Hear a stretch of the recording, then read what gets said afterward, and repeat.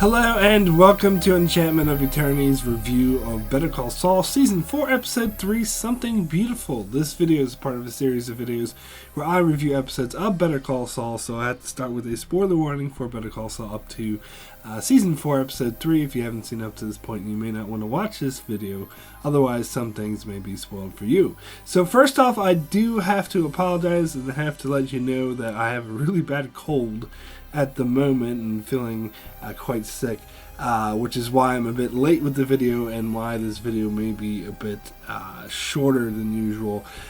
I had just taken some cold medicine not too long ago, so I'm feeling okay at the moment, so hopefully I can get this audio out while I'm still feeling somewhat good. Anyway, this is a really interesting episode of Better Call Saul. I wouldn't say it was like amazing or anything, but it's a great piece of the bigger puzzle as Saul is. In fact, I'm always worried about the episode 3, 4, 5 mark of Better Call Saul because those episodes tend to be a bit dull and boring in my opinion, and I think this one stacks up pretty good. It didn't disappoint me. I wasn't disappointed by this episode. It didn't seem dull at all. I mean, it wasn't outstanding or anything, but I think it kept that same level of quality that Better Call Saul has, and has me interested to see a lot more of what's going to happen. And we did get some interesting moments in this episode. So anyway, let's get right into it, and let's start with Jimmy's storyline. And he, of course, is arranging, as we saw in the last episode, he wants to steal that little statuette from the idiots that don't realize that it's actually worth a lot of money. And he asks Mike to do it, and as I suspected, Mike says no. I kind of thought he would, and I mentioned in my last video I thought it was because he has money now and he has a job, so he doesn't need Jimmy's money. But I think it's more than the money. It's also about the fact that Mike felt like he needed something to do, and he felt useless. But now he's going around being a security consultant, so he feels like he's using his skills and that he's doing something, and he doesn't need Jimmy anymore to feel useful. And also, like, this is a bit more underneath Mike than the other stuff Jimmy had him do, like just to steal a little statue and replace it with another one. I think I can see why that was beneath Mike. It's funny how Mike just brings up Chuck's death to Saul, and I think he can kind of tell, and this is something I think the showrunners indicated, that Saul is kind of, or Jimmy rather, is kind of going and wanting to do all these dirty, like stealing shit and stuff like that, is because he's feeling very empty about Chuck's death. And I think deep down he's kind of like, I think on the surface he's definitely denying any sort of pain or effect from Chuck's death, but I think deep down he feels more worthless because of it, because I think he's not acknowledging, but he feels kind of guilty for Chuck's death, and so he feels like he's worthless. And as we've seen in the show, when he feels like he's worthless, that makes him act like he's worthless, so he does more despicable things, which is what I think is going on here and why he's so invested in doing this heist, and he's putting all his effort into it. So when Mike turns him down, he goes to the vet guy to look for someone else, and he hires this other guy, sort of talks him into it. And as soon as I saw this other guy, I knew, like, I could just kind of tell that he was a Breaking Bad cameo, but I couldn't remember him from Breaking Bad. But just the way they weren't too, like, obvious about it. They weren't like, ta-da, Breaking Bad, but it kind of did, like, knowing the show and how it, like, slips in these Breaking Bad cameos, like, sort of under. So if you've never seen Breaking Bad, you won't notice. But I kind of gotten used to the way this show does it. So I looked this guy up. His name is Ira. He was apparently in an episode of season 5 of Breaking Bad. I went back and watched the clips because it's been years since I've seen Breaking Bad, to be honest. I don't remember little tiny cameos like this. But he was in one episode. He was the fumigation guy when Jesse and Walt were, needed a place to cook, so they went to Saul hooked him up with Ira, and with his fumigation of Valmanos, I think they were called, where they would put up a tent and fumigate a house with pests for about a couple of days, and Walt and Jesse would sneak in and cook their meth.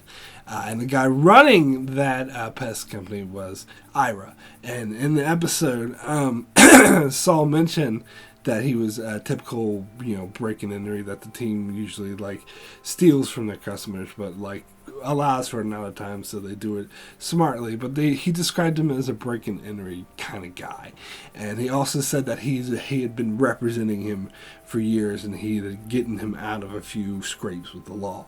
So we do get that. It's interesting to see that establishment of their relationship, and it's interesting if we're probably gonna get more and more of these establishing, clients, because I talked about Jimmy before in previous reviews about how in Breaking Bad Saul was kind of like, I know a guy. So now we're seeing he seemed to have all these connections, and it seems like Better Call Saul is going to actually show us where he got these connections, show him meeting these connections, or at least some of them. And so it's interesting. I don't think this is a huge deal, but I kind of think we'll see more of this guy. That he's gonna, and I will say, he wasn't as good as Mike. I think Mike, as I said, I think that kind of job was underneath him in the first place, so I don't think he'd do it. But if he did, I don't think he would have been as sloppy. I think he would have researched and knew that there was a guy sleeping in the freaking couch before he actually went out. We know this. Mike cases the joint and stuff, so this guy's kind of an amateur when compared to Mike. So it's going to be interesting to see Jimmy having to rely on him. So we also got a thing with Kim, and she's back at work. And it's interesting. It seems like, because we saw after her crash, she was kind of stepped away from work because she was overworked. She wasn't as ambitious. And so when the guy, the boss of Murder Verde, has shows her all these plans for expansion, you can tell she's not happy about it. She's not really on board, and I think it's because of the responsibility. She's kind of doesn't want that much responsibility, and is kind of feeling overwhelmed and wanting to step away from this. So I think this is the beginning of her story arc. It's going to be interesting to see how this feeling of being overwhelmed affects her. And then, of course, at the end of the episode, we get Jimmy and Kim, where Kim actually does give him the letter that Chuck left for him, and I'm glad that she does. I was fearful that this would be a looming, like I mentioned last episode, kind of irritated me that she didn't give it to him, but I'm glad she gave it to him now. So it didn't take that long. I was worried it would be a looming thing they'd have over his head all season. And the letter was interesting because it was, and of course also the inheritance.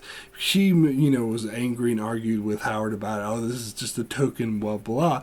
And so she told Jimmy about it. He's like, fine, whatever. Oh, good, that sounds fair, and signs it. And again, a sign that Jimmy's kind of in denial and he's trying to brush off anything to do with Chuck's death and just not deal with it.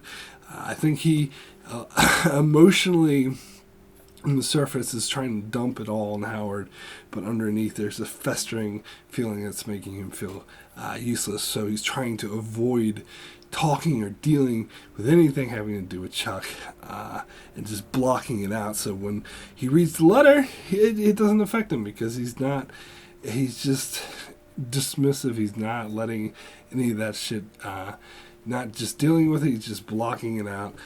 So it's just like, oh, that's nice of him. It's funny that Kim's more saddened. It seems like she's hit more hard by Chuck's death, but I think it's because she's she's acknowledging her feelings where Jimmy refuses to. So that's why she appears to be, because she's being honest. And it's funny that she was in tears and Jimmy was just like, oh, that's nice. It shows really good contrast, the difference in how they're dealing with it. And the Chuck's letter itself was pretty interesting, because it was obviously written before Jimmy went to American Samoa Law School, and so and while he was working in the mailroom, and that was a part in Jimmy's life that probably Chuck and Jimmy's relationship was the strongest, or at least Chuck's feelings towards Jimmy was the strongest, that he was actually on board with him and think that he was turning his life around. But as soon as he went to law school and became a lawyer, Chuck was very much against that, but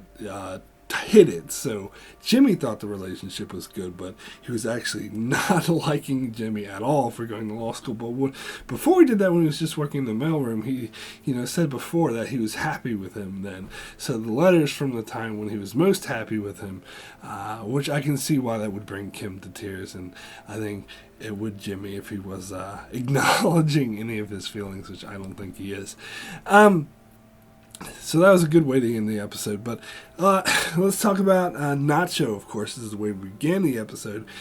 Very interesting seeing them recreate, pretend there's a crash robbery where him and the other guy that they already killed, they just plant his dead body there and stage like a heist. And it's interesting that they're doing it the same way, using the same method Mike did to attack the armored truck. I believe that was last season. So to make it look like, because no one knows other than Gus that it was Mike, so to make it look like it's a rival that's attacking them, and they're planning, and it's a series. And of course there's other reasons why Gus is doing this, which I'll get to shortly. But it was interesting that they shot Nacho, of course, and he was like, okay, can I call now? And then they shoot him again in the gut. Like the first time was in the shoulder, and the second time was the gut. And I actually have an issue with this, because sure, it did sell a hell of a lot more because Nacho had to get critical care and go to the hospital. But on the other hand, it's putting Nacho's life in danger. And don't get me wrong, Gus doesn't love Nacho, doesn't like him. Oh, please don't die. He doesn't give a fuck about him in that regard. But he needs him to use him as a tool, as a spy. He needs a plan in the Salamancas, and he has his agents. So if that gunshot wound to the gut had killed Nacho, I bet you that Gus would not be too happy with his goons for doing that. In fact, I would suspect he would take a box cutter and slit his throat. Although he does that later. But so it seemed like it was really stupid. I mean, I understand they want to make it look good, so shooting him a second time makes sense. But that was that could have killed him. And it seemed like he was putting the goon anyway, was putting his own life at risk by risking Nacho died, because as I said, if Nacho died, I'm sure Gus would kill him too, because he needs Nacho as a spy, as a plan. And so and indeed it seemed like he needed, like, that vet had to do all this stuff, and says he's still at risk and he still has a bullet in him, but I guess it does make for a better show. It does make it more believable for the crazy cousins or whatever, but still, I don't know. I don't know about that. Anyway, let me finish with Gus. So again, as I said, it was more to it than staging it for the Salamancas. This also had the other effect of he wanted the Don Hilario to shut down the smuggling in between Mexico, because he wants to have Gail, who we meet again, start to create. I don't know if they talked about meth. They were mostly dealing in cocaine, but maybe this is his way of trying to move towards meth. I don't know. This is something we'll get to anyway. But regardless, when the guy, Don Hilario, Don Juan, I think his name was his second command, whatever. When he was talking to Gus, he was like, "Oh." Said that they'll have to stop the transportation, the smuggling, and ask us how long it would take that the dealers would still have with their stuff. And he said, "Oh, about a week or two." And he was like, "That's no good. We're going to have to look for other sources on your side of the border." And Gus is like, "Oh, are you really? Are you sure?" And I'm like, I could tell. That's exactly what fucking Gus wanted. And he even had this little smirk after he got off the phone. "Oh, are you sure?" Yeah, he knew that was going to happen, and he wanted it to happen because he wants to have more control on his side of the border. I love these Gus scenes. In fact, the show Particularly this season. It started in season 3, but I think even more so in this season. Gus is becoming another main character, because in the first 2 seasons it was basically Jimmy. You had the Jimmy storyline and you had a Mike storyline. But here it seems like you have a Jimmy storyline, a Mike storyline, and a Gus storyline. And I love that.